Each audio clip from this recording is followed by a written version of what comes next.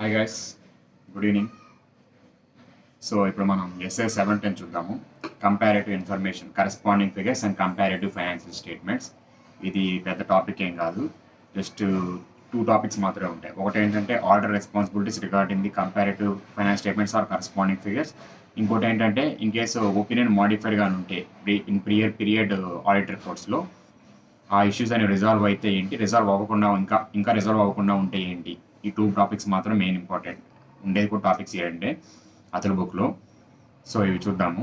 So ఇది start చేసే ముందు ఏంటంటే మన కరస్పాండింగ్ ఫిగర్స్ అంటే ఏంటి, కంపారిటివ్ ఫైనాన్స్ స్టేట్మెంట్స్ అంటే ఏంటి, జస్ట్ బ్లేమ్ అండ్ లాంగ్వేజ్లో తెలుసుకుందాం. చాలా అంత ఇంపార్టెంట్, అంత అవసరం ఏం లేదు definitions.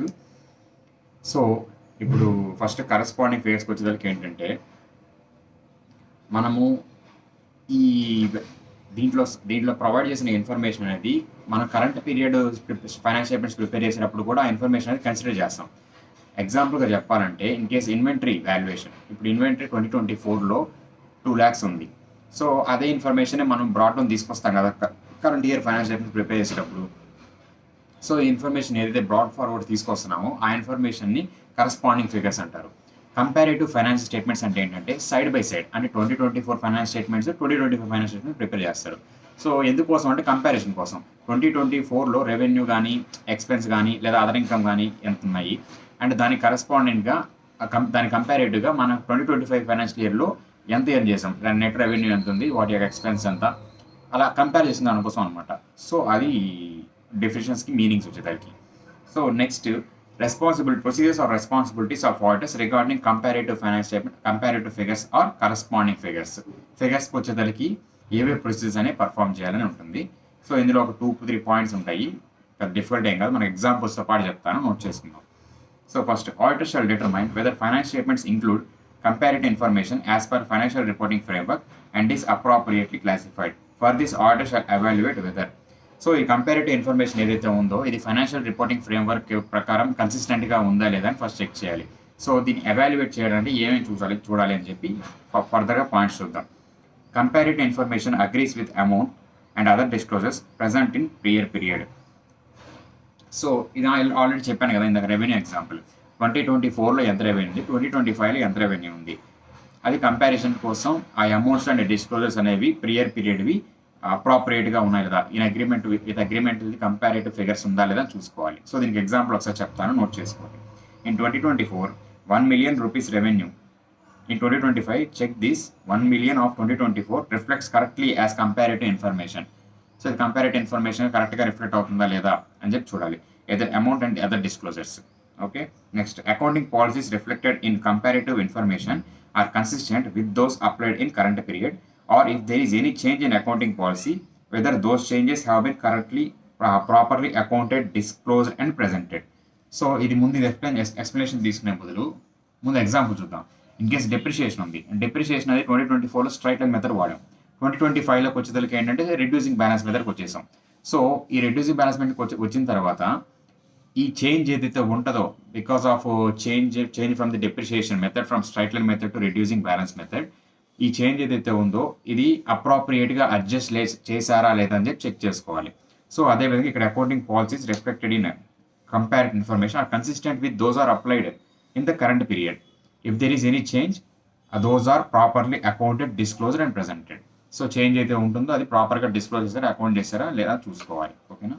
Next, if auditor becomes aware of possible misstatement in comparative information, auditor shall perform such additional audit procedures to determine whether material misstatement exist.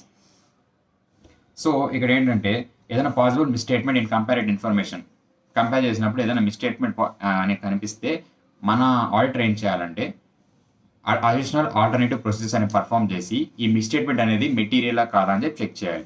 Because ఈ మెటీరియలా కాదా అని బేస్ చేసుకున్న దాన్ని బట్టే మనకి మాడిఫైడ్ ఒపీనియన్స్లో మనకి చేంజ్ అనేది వస్తుంది. సో అదేంటో అక్కడ మీకు చెప్తాను ఒకసారి. సో లాస్ట్ పాయింట్ చూద్దాం. As per SA 580, auditor shall obtain written representation for all period. ప్రతి పీరియడ్కి రిటర్న్ రిప్రజెంటేషన్స్ తీసుకోవాలి, అంటే 2024కి 2025 ఎవ్రీథింగ్కి, అంటే మొత్తం ఇన్ఫర్మేషన్ డిస్క్లోజ్ చేశారా లేదా అని చెప్పి. Auditor shall also obtain specific written representation regarding any prior period item that is separately disclosed in current year P&L. So any period item గురించి కరెంట్ పీరియడ్ డిస్క్లోజర్స్లో ఏమన్నా మెన్షన్ చేసి ఉంటే P&Lలో దానికి సంబంధించిన రిటర్న్ రిప్రజెంటేషన్ స్పెసిఫిక్‌గా ఖచ్చితంగా తీసుకోవాలి. స్పెసిఫిక్ రిప్రజెంటేషన్ అంటే సెపరేట్‌గా తీసుకోవాలి.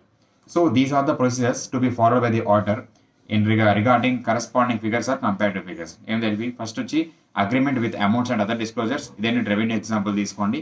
దాని తర్వాత వచ్చి చేంజ్ ఇన్ డెప్రిషియేషన్ మెథడ్ కదా, అకౌంటింగ్ పాలసీస్ చేంజ్ అని చెప్పి ఆ ఎగ్జాంపుల్ తీసుకోండి.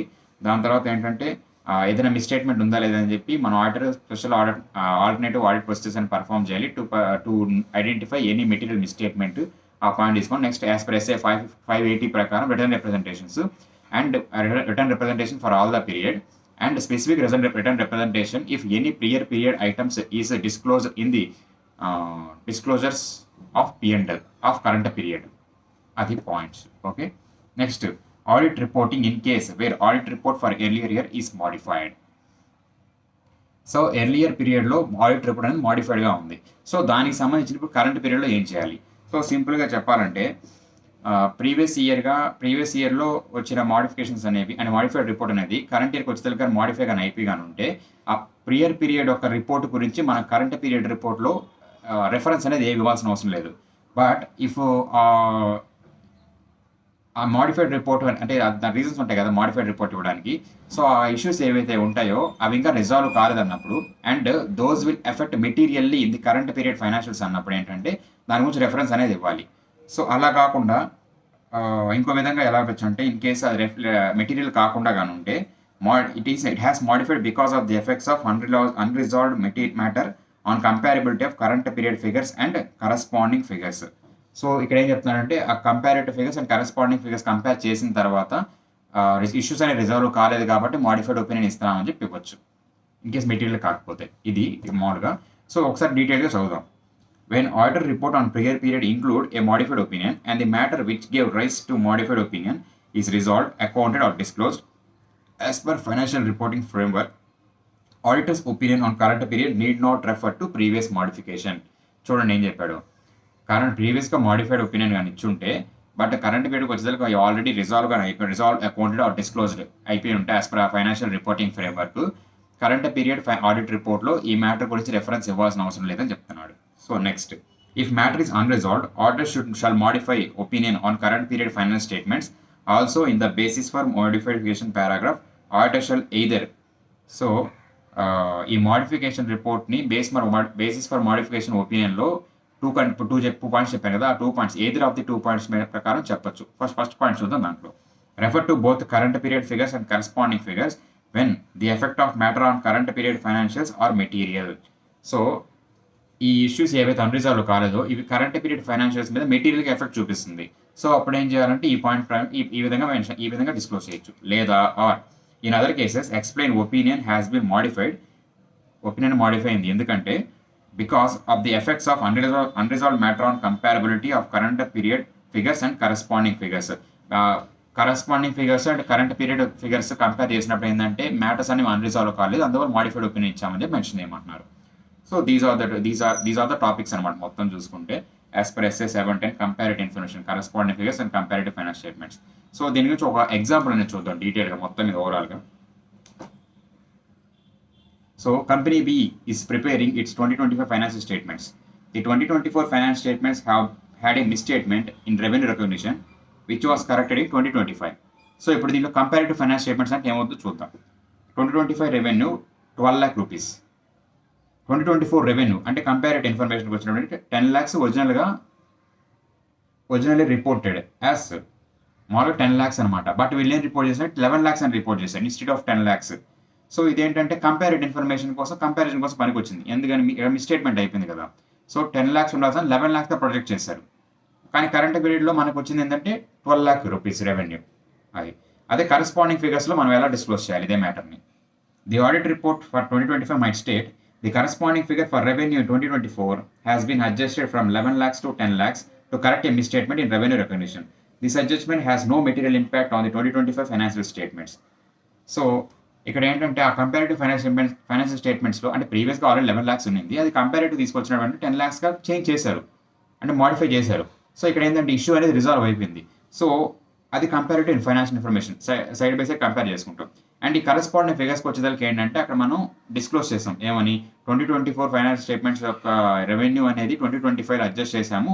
So there will be no material impact on finance statements అని డిస్క్లోజ్ చేసాం. So this is the example అనమాట.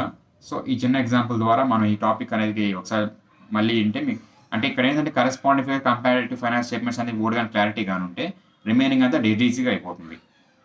సో ఇది మనకి ఇక్కడ ఇంపార్టెంట్ పాయింట్ ఏంటంటే రెస్పాన్సిబిలిటీస్ ఆఫ్ ఆడిటర్ రిగార్డింగ్ అంటుంది కదా ఆర్ ప్రొసీజర్స్ అని, అది మెయిన్ ఇంపార్టెంట్. అండ్ ఈ రిపోర్ట్స్ మరి రిలేటెడ్ ప్రియర్ పీరియడ్ అనేది అంత పెద్ద ఇంపార్టెంట్ పాయింట్ ఏం కాదు, ఎందుకంటే అది ఈజీగా రిమెంబర్ అనేది చేసుకోవచ్చు, ఎప్పుడైనా టఫ్ పాయింట్స్ అడగాలని చూస్తాడు కదా. సో ఇది ఇంపార్టెంట్ పాయింట్. సో ఇంతటితో ఎస్ఏ 710 కంప్లీట్. ఇంకా జస్ట్ ఎస్ఏ 720 ఒకటి ఉంది. సో అది కూడా కానీ క్లియర్ అయిపోతే మనకి 700 సిరీస్ అయిపోతుంది. అండ్ మ్యాక్సిమం ఈ వీక్లో 800 సిరీస్ అండ్ మనకి ఇంకో 2 స్పెషల్ సిరీస్లు ఉన్నాయి, లైక్ ఎస్ఆర్ఎస్ అండ్ ఎస్ఆర్ఈ. ఈ రెండింటిలో ఏదో కంప్లీట్ చేయడానికి ట్రై చేస్తాను 800తో పాటు. దాని తర్వాత ఫర్దర్ నెక్స్ట్ వీక్స్లో ఫర్దర్ స్టాండర్డ్స్ చూద్దాం.